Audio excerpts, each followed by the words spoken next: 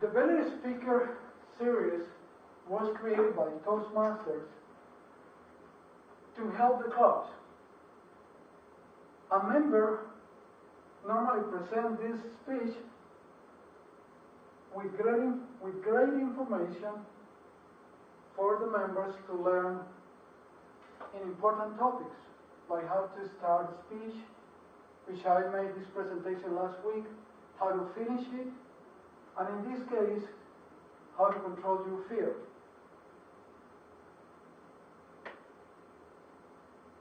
The fear to speak in public is considered to be the greatest one. I have experienced great fears. I learned to fly. That is a great fear that needs to be controlled. So today we're going to learn what causes that fear, that anxiety, what are the symptoms, and how can we control that.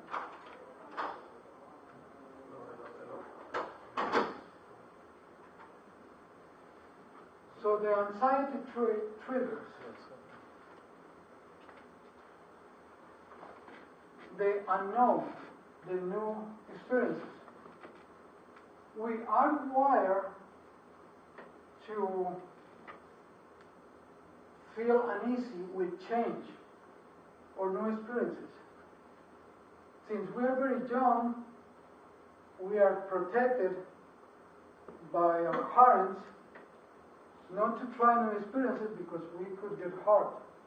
We could get hurt. So from that time on, that starts to present some stress on us to deal with new experiences.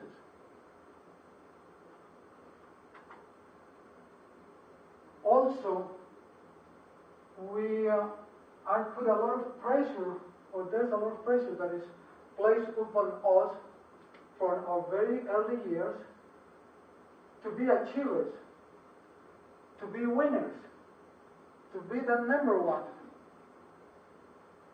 Therefore, we start fearing that we may fail.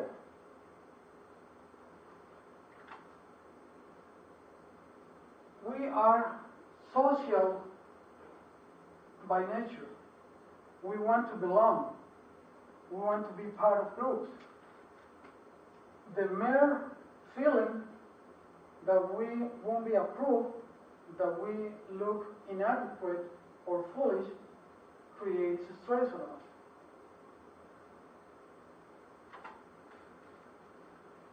It is the aim of every speaker to entertain the audience, to captivate that audience and amuse them, and at the end receive that approval. There is another big reason for anxiety. What are the symptoms?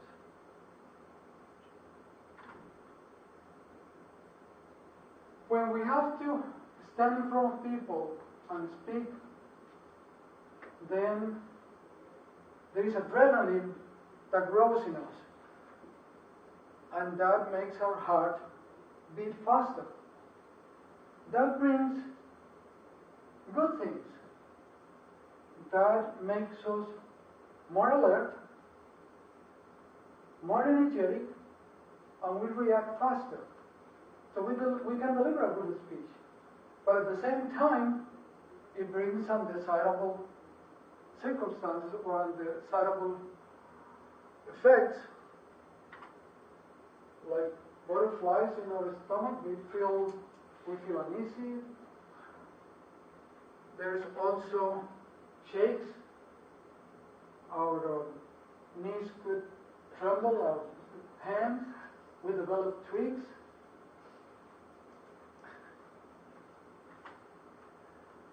We normally don't breathe regularly, so we don't bring enough oxygen to our brains, and we feel lightheaded, and in severe cases, we could also feel dizziness.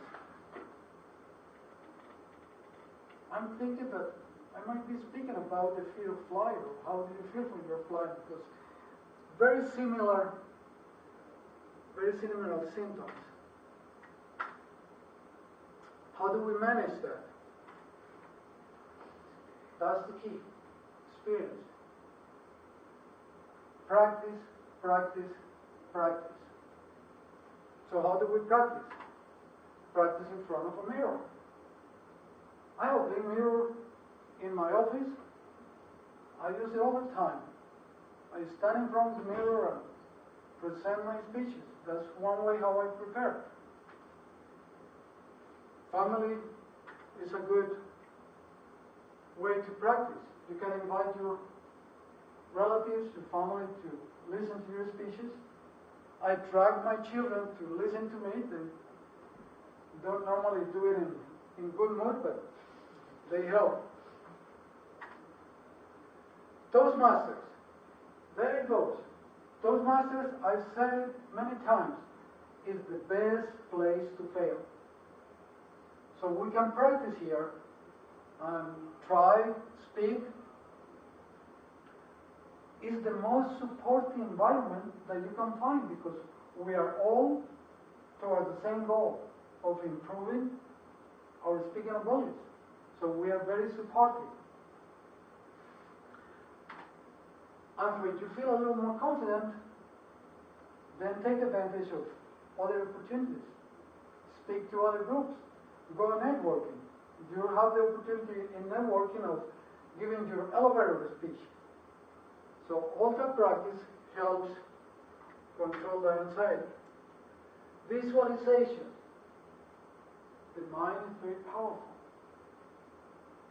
The brain and the nervous system does not distinguish between something that you imagine and a physical action. So we can visualize that we are being introduced to present our speech, that we walk confident to deliver our speech, that we deliver a great speech, and we receive the approval of the audience. So when we are doing the physical delivery of the speech, we are already familiar with that outcome, and it helps us to improve our confidence. Relaxation. We can use certain exercises for that. Isometric exercises. Something as simple as standing and raising your arms and aspire, then go down to your toes with your legs straight, and then go back, do it again. But be careful so that we could fall. Opening your arms parallel to the floor and rotating to the front, then changing the direction backwards, moving your head, let it fall to the front, going to the right, to the back, left, to the front, and changing the direction, left, back, right, front. As simple as that. Breathing techniques. We need to learn to breathe with our diaphragm, because that let us take more air, more oxygen.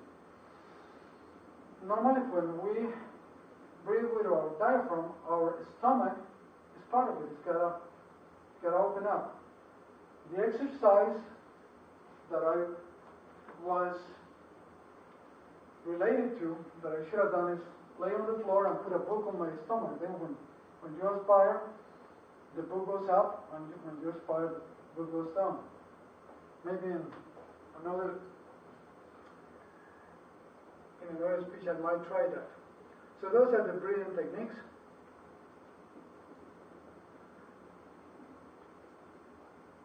In conclusion,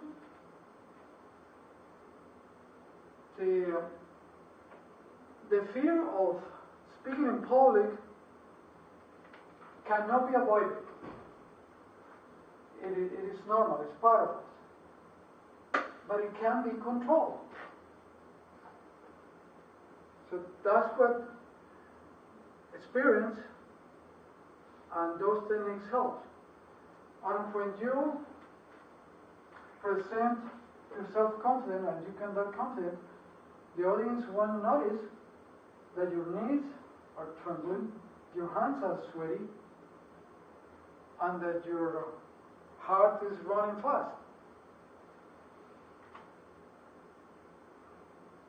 We can use the methods that I discussed today to improve confidence, the visualization.